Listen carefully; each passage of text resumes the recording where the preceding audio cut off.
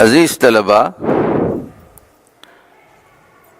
الحمدللہ ہمارے حرف کو حرکت کو دراز کرنے کے اسباق میں سے دو اسباق ختم ہو گئے۔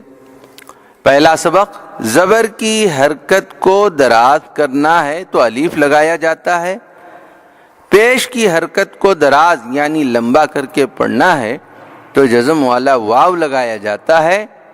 اب جو سبق ہم پڑھنے جا رہے ہیں پیج نمبر 22 پر، وہ ہے زیر کی حرکت کو دراز کر کے لمبا کر کے ہم کو پڑھنا ہو تو جزم والی یا لگائی جاتی ہے۔ اس طرح الف، جزم والا واو اور جزم والی یا حرکتوں کو دراز کر کے لمبا کرنے کے لیے لگائے جاتے ہیں۔ اب یہ زیر کی حرکت کو لمبا کرنے کے لیے یا جزم والی یا لگائی جاتی ہے۔ اب ہم وہ سبق شروع کرنے جا رہے ہیں۔ آپ نے اس سے پہلے زیر کی حرکت میں یہ بات جان لی تھی کہ زیر کی حرکت میں منہ گول کر کے پڑھے جانے والے یعنی گول حروف صرف 4 تھے، صی، ضی، طی، ضی۔ یہ بھی زیر ہی کی حرکت ہے جو اب ہم پڑھنے جا رہے ہیں۔ بس زیر کی حرکت کو دراز کر کے پڑھنا ہے۔ اس سبق میں بھی صرف 4 ہی حروف منہ گول کر کے ادا کیجئے، باقی کے تمام حروف چپٹا کر کے منہ پھیلا کر کے ادا کیجئے۔ بسم اللہ الرحمن الرحیم۔ ای، بی، تی، ثی، یہ زبان سے نکلنے والا حرف ہے۔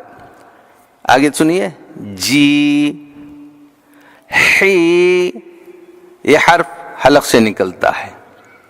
آگے سنیے، خی، دی، ری، یہ حرف زبان سے نکلنے والا حرف ہے۔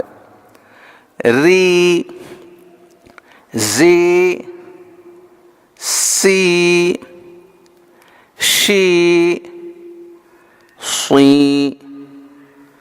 ضی، طی، ضی، عی، یہ حرف حلق سے ادا ہوتا ہے۔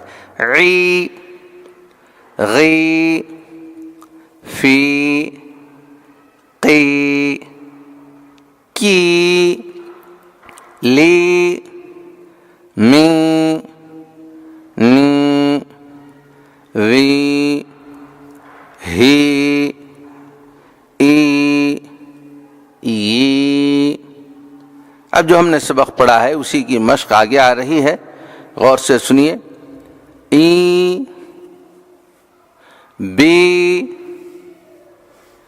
ری، فی، لی، نی، اخی، فی۔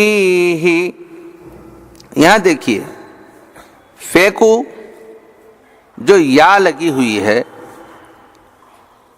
اس کی شکل اوپر لگی ہوئی یا کے مقابلے میں مختلف ہے، یعنی یا کا جو حرف ہے اس کی 2 صورتیں آتی ہیں۔ ایک صورت وہ ہے جو ہم نے اوپر سبق میں پڑھا، اور یہ بھی ایک صورت ہے، یعنی اگر حرف یا درمیان میں آ جاتا ہے یا حرف کے شروع میں، لفظ کے شروع میں آ جاتا ہے تو اس کو اسی صورت میں لکھا جاتا ہے 2 نقطوں کے ساتھ، 2 نقطے نیچے آتے ہیں، تو یہ بھی یا ہی ہوا۔ اس فرق کو ذہن میں رکھیں۔ پڑھیں، فیہ قیل دینی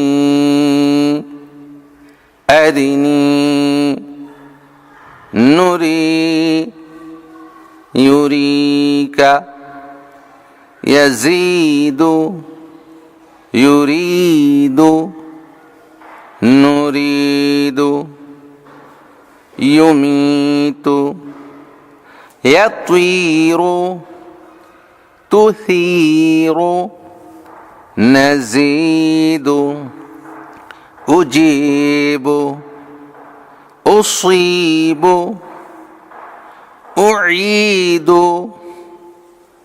أريد سبيلي